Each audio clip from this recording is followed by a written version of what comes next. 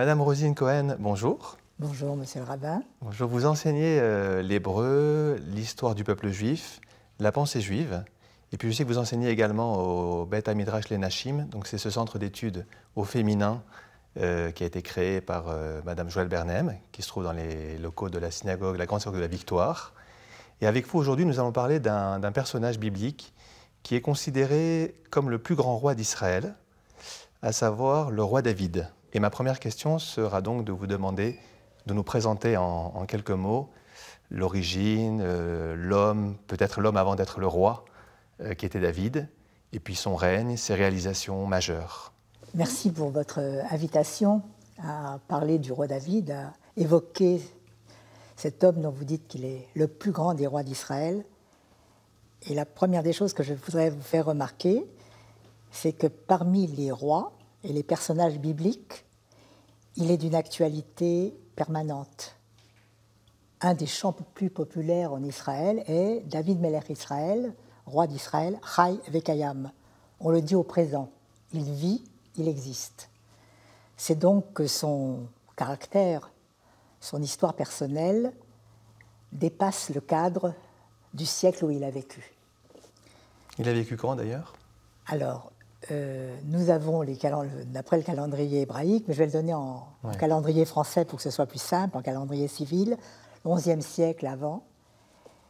Et nous avons ici un personnage que nous connaissons bien parce que plusieurs livres parlent de lui. Le livre de Samuel, les psaumes qui sont son œuvre, le Midrash et la Guémara, le Talmud, évoquent son nom. Lorsque les tribus d'Israël étaient installées sur leur terre, il a fallu un certain temps pour unifier les tribus, pacifier le territoire. David viendra justement à ce moment difficile où Israël perd une part de son indépendance, car le territoire est envahi par les Philistins. Et les Philistins semblent gagner et n'avoir peur de rien. C'est à ce moment-là que le roi David va apparaître. Vous voyez, on dit le roi David avant même qu'il ne soit roi, parce que je crois que c'est le seul cas où il a été oint, choisi par l'Éternel, oint par le prophète Samuel, encore dans le temps de sa jeunesse. Et encore à l'époque du règne de Saül, ce qui lui a valu beaucoup d'ennuis avec le roi Saül. C'est ça qui est assez particulier. Ouais. Le roi Saül va régner une dizaine d'années. Très rapidement, pour des fautes personnelles, le roi Saül va perdre la royauté pour sa descendance. Et donc David, qui n'est pas un inconnu, puisque, d'après le Midrash, la vie de David, son existence, était une nécessité historique. On dit que Adam, lorsqu'il a vu se dérouler l'histoire devant lui, était prêt à donner 70 ans de sa vie pour que David existe. On dit la même chose des patriarches. Et nous voyons apparaître David au moment où le prophète Samuel va aller chez son père, David ben Ishai, le père s'appelle Jessé, dans la ville de Bethléem en Judée, et il va lui demander « Présente-moi tes fils ». 1, puis 2, puis 3, le huitième, le plus jeune, celui qui paraît peut-être fragile, sera choisi. Donc, il est descendant de Juda, la famille de Juda, où normalement la tribu de Juda doit donner le roi d'Israël, et de Ruth. Ruth et Boaz, dont l'histoire est racontée dans la Bible, et on nous dit l'importance d'ailleurs de Ruth, qui vient de Moab, Boaz qui vient de Juda, et le roi David, enfant déjà, porte sur ses épaules une lignée importante. La Bible, les versets de Samuel nous le présentent. Un berger, c'est-à-dire qu'il saura conduire son troupeau, conduire ses ouailles, conduire son peuple. Ensuite, on nous dit de lui qu'il est roux et admoni. Et dans la tradition juive, roux, c'est une sorte de force physique, mais qui doit être bien dominée, et elle est bonne lorsqu'elle est utilisée à bon escient. Ensuite, on nous dit de lui qu'il est Yefé Naïm, un homme au beau regard. C'est-à-dire qu'il sait regarder, qu'il sait voir, qu'il sait surtout discerner. Et je vous disais au début que les Philistins sont l'ennemi d'Israël. Et c'est là que se passe cet épisode absolument connu du monde entier. Au lieu de vouloir combattre soldat contre soldat, un des responsables philistins, le géant Goliath, qui d'après le Midrash descend de la sœur de Ruth, Goliath propose un combat de chef. Celui qui gagnera contre lui n'est encore pas né dans l'esprit de Goliath. Et le petit David, c'est ça qui est intéressant, parce qu'on l'imagine petit, mais nous ne savons pas. Il était peut-être grand aussi. En tout cas, il n'a pas cette violence physique qu'a Goliath. Il se présente devant Goliath. Il retire la cotte de maille que le roi Saül lui avait mis pour le protéger, avec une des pierres, parmi les 5 pierres qu'il avait ramassées dans la rivière, avec de sa fronde, il fait tomber le géant. Alors, au niveau, si on va dans l'histoire plus loin, donc David, c'est finalement celui qui va construire l'empire d'Israël. C'est celui qui va penser le projet du temple, mais que finalement, le prophète dira par la voix de Dieu, Dieu ne veut pas que tu construises, tu as versé beaucoup de sang, ce sera ton fils, le roi Salomon, qui le fera.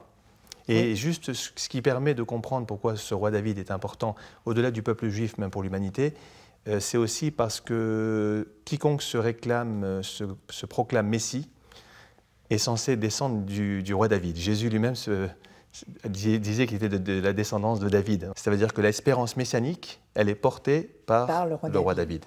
Il déplace sa capitale de Hebron vers Jérusalem. Et je crois que c'est une des premières leçons qu'on peut apprendre de lui. C'est d'ailleurs lui qui fait de Jérusalem. Il va conquérir la ville sans verser de sang. J'aime bien ajouter cette phrase, puisque on va reprocher au roi David, malgré tout, comme il a fait la guerre, pour asseoir la monarchie d'Israël et fonder la lignée davidique, dont vous disiez que c'était la lignée messianique. Eh bien, David va comprendre qu'il faut aux enfants d'Israël un projet qu'ils dépassent. La ville de Jérusalem, à l'époque, c'est le souvenir d'Abraham. Les archéologues aujourd'hui sont très heureux chaque fois qu'ils peuvent retrouver dans Jérusalem des traces de David, et il y en a énormément. Et lorsqu'il voudra construire le temple, puisque c'est ça son objectif, on lui dira non, c'est ton fils qui le fera. Alors David, et là je crois que c'est intéressant, ne cédera pas, s'il ne peut pas construire le temple de façon efficace de ses mains comme architecte, alors il va préparer tous les matériaux du temple, acheter tout ce qu'il faut, et c'est ainsi qu'il va établir des relations commerciales avec tout le Proche-Orient, le cèdre, les pierres précieuses, l'or, l'argent. Grâce à David, Israël prend sa place au Moyen-Orient et devient même un carrefour important de rencontre des caravanes. Et il est à ce moment-là le monarque qui devient comme un modèle. J'aimerais maintenant qu'on parle du David, de l'homme de la passion.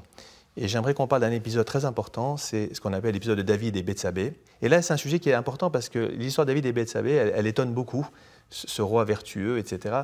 Alors c'est vrai qu'en Orient, à l'époque, c'était courant qu'un roi désire la femme d'un autre, etc. Mais comment vous comprenez, qu'est-ce qu'on peut apprendre de cet épisode? D'abord, je vais peut-être d'abord rappeler ce qui s'est passé. L'épisode, c'est en quelques mots. Oui.